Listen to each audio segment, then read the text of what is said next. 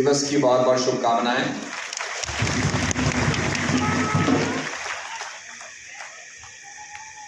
और पूरा देश इस जश्न को मना रहा है और उसके साथ साथ हम सुरेश जी का जन्मदिन भी मना रहे हैं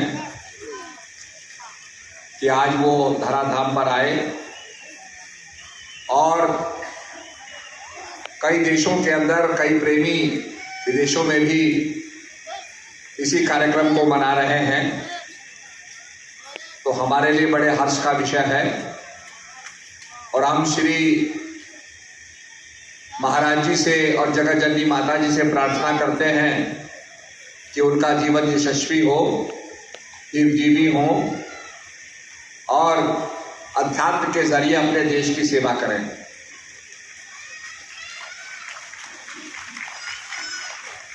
आपने देखा होगा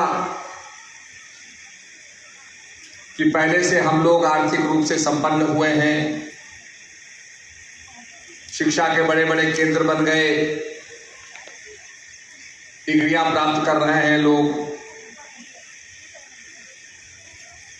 और अभी अभी जो जंतर मंतर में आपने देखा कि जिस भाषा का उपयोग किया गया और गाली गलौज का उपयोग किया गया, ये दर्शाता है कि हमारी मन की स्थिति क्या है। ये चिंता का विषय है और निश्चित रूप में हमारा चरित्र कैसा हो, मर्यादा कैसी हो, हमारी शब्दावली कैसे हो, ये जो हमारा कर्तव्य है ये बहुत चीज सिखाता है। हम लोगों को जापान जाने का मौका मिला तो हमारे पास कुछ कूड़ा हो गया था, गार्बेज लिफाफे थे, कुछ गंदे लिफाफे थे, कुछ छिलके थे। तो हम ढूंढ रहे थे कि कोई हमें गार्बेज का कैन मिल जाए, डब्बा मिल जाए तो उसमें हम डाल दें, पर वहां कहीं डब्बा ही नहीं था। हम ढूंढते रहे। थोड़ी देर के बाद एक जापानी हमारे सामने आया तो उसको हमने इशारे से किया, क्योंकि हम जापानी जानते नहीं थे और वो अंग्रेजी जानता नहीं था। तो हमने उसको एक सिग्नल किया कि भाई ये डालना है।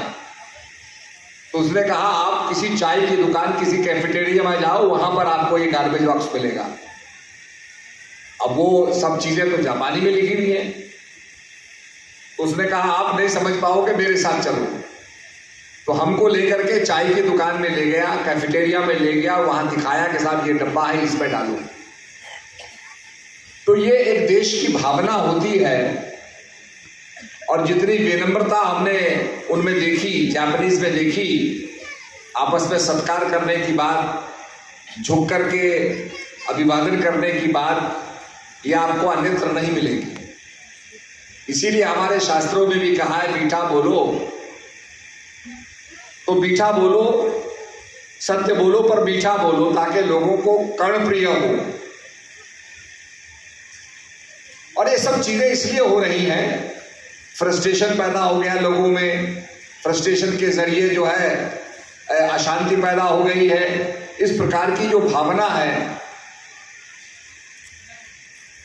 ये सब अध्यात्म की कमी से हो रहा है। तो जैसा हमारा मन में हमारा चिंतन होगा वैसे ही वो चीज प्रकट होगी। एक गांव के अंदर, छोटा सा गांव था, उसमें एक आदमी रहता था। उस गांव के नजदीक एक बहुत बड़ा पहाड़ था। तो वो पहाड़ पर जाने लगा तो एक दिन उसका छोटा बेटा भी कहने लगा मैं भी आपके साथ जाऊंगा। पिता ने कहा नहीं बेटा, ये रास्ता बहुत सकरा है, it's a very narrow path, तुम यहीं रहो। उसने कहा नहीं पिताजी, मैं भी आपके साथ जाऊंगा। अब पिताजी के साथ चलने लग गया, उंगली पकड़ के चलने लग गया। रास्ता बड़ा भीड़ा था। चलते चलते एक पत्थर आया, पत्थर से वो टकरा गया। क्योंकि पिताजी को तो सारा रास्ता मालूम था, वो तो पत्थर से बच के निकल गए, पर वो नहीं निकल पाया। वो पत्थर उसको लग गया और उसके मुंह से आहा निकली। जब आहा की एक चित्कार निकली कराहने की आवाज निकली तो घाटी के अंदर आवाज गूंजने लगी, जैसे अभी आवाज गूंज रही थी। जब गूंजने लगी तो उस लड़के को बड़ा आश्चर्य हुआ कि कोई आदमी जो है वो भी कराह रहा है, मुझे डरा रहा है। तो गुस्से में आके उसने कुछ शब्द कहे, कौन मेरा पीछा कर रहा है। जब उसने ये कहा तो घाटी में आवाज गूंजी और उसके पास आवाज आई, कौन मेरा पीछा कर रहा है। तो लड़का बड़ा आश्चर्यचकित हो गया कि भाई ये तो कोई आदमी है जो बिल्कुल गुस्से में मुझसे बात कर रहा है। तो वो बड़ा भयभीत हो गया कि भाई कौन मेरा पीछा कर रहा है। उसने पिता की तरफ देखा, पिताजी उसके समस्या को समझ गए कि भाई इस बेटे को क्या समस्या है। पिताजी ने कहा, घाटी की तरफ मुंह करते हुए कहा कि भाई तुम बड़े अच्छे हो। जब उसने कहा तुम बड़े अच्छे हो तो घाटी से आवाज आई, तुम बड़े अच्छे हो। पिता ने कहा मैं तुमसे प्यार करता हूं, तो घाटी से आवाज आई, मैं तुमसे प्यार करता हूं। तो लड़के को बड़ा आश्चर्य हुआ कि अभी जो गुस्से में बोल रहा था वो तो प्यार की बातें कर रहा है, मीठी बातें कर रहा है और कहता है तुम बड़े अच्छे हो। तो उसको बड़ा आश्चर्य हुआ, ऊपर गया तो पहाड़ के ऊपर गया तो वहां से आकर के खिलखिला के हंसने लगा और वो हंसी की आवाज पूरी घाटी में गूंज गई। तो बाप ने कहा बेटा ये एको है, प्रतिध्वनि है, जो तुम घाटी में बोलते हो वही आवाज तुम्हारे कानों तक पहुंचती है और तुमको ऐसा आभास होता है कि शायद तुम्हारी कोई नकल कर रहा है या तुम्हारा पीछा कर रहा है या तुम पर क्रोध कर रहा है। वो क्रोध तुम में है। तुम्हारे क्रोध की प्रतिध्वनि क्या होती है कि तुमको भी क्रोध का आभास होता है कि दूसरा भी क्रोध कर रहा है। तो अगर तुम्हारा मन निर्मल होगा, अगर तुम्हारे अंदर प्रेम और सद्भावना होगी तो वही सद्भावना पूरी घाटी के अंदर गूंजेगी और वही प्रेम तुम्हारी पूरी घाटी के अंदर गूंजेगी। यही चीज हमारे जीवन के साथ भी है। कर्म प्रधान विश्व रुचि राखा, जो जस करे तो तस फल चाखा। भगवान ने बाली को मारा, बाली ने कहा प्रभु आपने मुझे मार दिया। बोला कोई बात नहीं, मैं द्वापर युग में पैदा होगा कृष्ण के रूप में, तुम भील के रूप में मुझे तीर मारना, तुम मेरा वध कर लेना।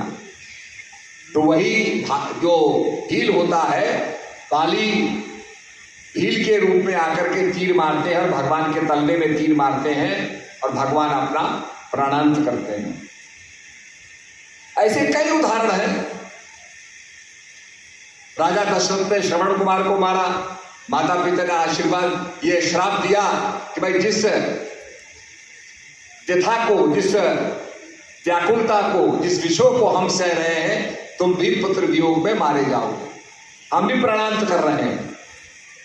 तो राजा दशरथ भी राम राम कहते, राम को पुकारते पुकारते अपने शरीर त्याग दिया। ऐसे कई उदाहरण हैं, अगर आप पूरा पढ़ें तो कई उदाहरण हैं। तो कर्म प्रधान विश्व रुचि राखा, जो जस करे तो तस फल चाखा। इसलिए निश्चित रूप में जैसे हमारा भावना होगी, सद्भाव होगा, तो पूरी घाटी में समाज के अंदर सद्भाव फैलेगा। और इसीलिए रामचरितमानस में कहा गया, नेम धर्म आचार तप जोग जग जप दान, भेषज पुनि कोटिन भय रोग जाए हरि जान। कई उपाय क्यों ना कर लो, नेम धर्म कर लो, नेम कर लो, आचार कर लो, तप कर लो, जोग कर लो, जप कर लो, दान कर लो। नेम धर्म आचार तप जोग जग जप दान, भेषज पुनि कोटिन भय। और भी सहस्त्र उपाय क्यों ना कर लो, सैकड़ों उपाय क्यों ना कर लो, रोग जाए हरि जान। बिना हरि को जाने रोग जाएगा नहीं। और ये लखाने का काम गुरु महाराज करते हैं। इसलिए कहा गया गुरु पैया लागू नाम लखाई जोरे, कि गुरु महाराज ने नाम को लखा दिया। गुरु गोविंद दो खड़े काके लागू पाए, बलहारी गुरु आपने गोविंदो दियो बताए। गुरु और गोविंद दोनों खड़े हैं, पर गोविंद का परिचय कराने वाले गुरु महाराज होते हैं और पहला प्रणाम उनको ही किया जाता है। तो अभी अभी गुरु पूजा हमने बनाई, उसके बाद हम लोग चले गए कलकत्ता, चले गए, वहाँ भी गुरु पूजा बनाई, राजस्थान चले गए, जयपुर, वहाँ भी बनाई, फिर उसके बाद अहमदाबाद भी बनाई, अयोध्या में लखनऊ के अंदर बनाई गई। तो अयोध्या में आश्रम बन रहा है, तो निश्चित रूप में वहाँ पर भी कार्यक्रम होगा, आप लोगों को भी मौका मिलेगा वहाँ जाने का। तो ये बड़ी खुशी की बात है। और जैसे हनुमान जी कहते हैं पहले हनुमान जी के दर्शन करो फिर राम जी के दर्शन करो। कितने हमारे पात्र हैं, कितने हमारे महापुरुष हैं, कुछ ना कुछ उनके बारे में कहा ही जाता है। भगवान कृष्ण के बारे में कुछ ना कुछ लोग कहेंगे, सांप माखन चोरते थे, गोपियों के साथ रहते थे, उन्होंने छल से मार दिया लोगों को, कुछ ना कुछ कहा जाता है। शिशुपाल की बात सुनाते हैं, भगवान राम के लिए भी कहते हैं, बहुत सी बात कहते हैं। परंतु जो हनुमान जी हैं उनके अंदर ऐसा सेवा भाव है कि कोई नेगेटिव चीज हनुमान जी के लिए नहीं कही जाती है। और प्रभु राम से भी ज्यादा मंदिर हनुमान जी के मिलेंगे। तो ये अद्भुतता इसलिए है क्योंकि वो सेवक हैं, सेवा करते हैं, और प्रभु की सेवा से उन्हें इतना बड़ा पद मिल गया, मान का हनन, अहंकार को त्याग करके। जिसमें भी अहंकार हुआ सबका पतन हुआ, सबकी समाप्ति हुई। तो हनुमान की जो श्रेष्ठता है वो सद्भावना में है और तत्परता में है कि मैं कैसे सेवा करूं। जो लक्ष्मण मूर्छित हो गए तो बुलाया गया धन्वंतरी को, पूछा गया भाई इसका इलाज कैसे होगा। उसने कहा महाराज बड़ा कठिन है, पर यह जड़ी बूटी आपके हिमालय में मिलती है, द्रोणागिरी में, जो आज उत्तराखंड में है। तो जड़ी बूटी उत्तराखंड में मिलती है पर वो बहुत दूर है। हनुमान जी ने वो अवसर नहीं चुका सेवा का, कहा मैं लाऊंगा महाराज, आप आज्ञा दीजिए मैं लाता हूं। बोला सूर्योदय होने से पहले पहले लाना है। बोला महाराज मैं लाऊंगा, आप चिंता ना करें। तो ये जो हनुमान जी की सेवा की तत्परता, गुरु महाराज की आज्ञा मान करके सेवा करने की तत्परता, मैं करूंगा, आत्मविश्वास, ये उनको सबसे सरल और उत्तम बनाता है। इसलिए देखा होगा हनुमान जी की कोई नेगेटिविटी नहीं है। तो हनुमान जी जाते हैं और द्रोणागिरी को लाते हैं। और अगर आप द्रोणागिरी पर्वत पर जाएंगे जहां पर वो बना हुआ है, जहां से लाए थे वो संजीवनी बूटी को, तो वह हनुमान जी का नाम भी नहीं लिया जाता। लोग हनुमान जी के नाम से चिढ़ते हैं, ये हमारे द्रोणागिरी पर्वत को यहां से ले गया। वहां भी जब रामायण खेली जाती है तो उसमें हनुमान जी नहीं होते रामायण के अंदर। तो कहने का मेरा मतलब यह है कि हनुमान जी की जो तत्परता और सेवा करने की एक ललक, यह हनुमान जी को महान बनाए। तो यही ललक हमारे अंदर होनी चाहिए, वो हनुमान के गुण हमारे अंदर भी प्रकट होने चाहिए। वो साधना का अवसर, सेवा का अवसर हमें प्राप्त हो, ये भावना हमारी होनी चाहिए। तो आज हम सुरेश जी का जन्मदिन मना रहे हैं और निश्चित रूप में उनका जीवन यशस्वी हो और गुरु महाराज का आशीर्वाद उन्हें प्राप्त हो, आगे बढ़ते जाए, यही कामना के साथ सबको मेरा दुआ आशीर्वाद।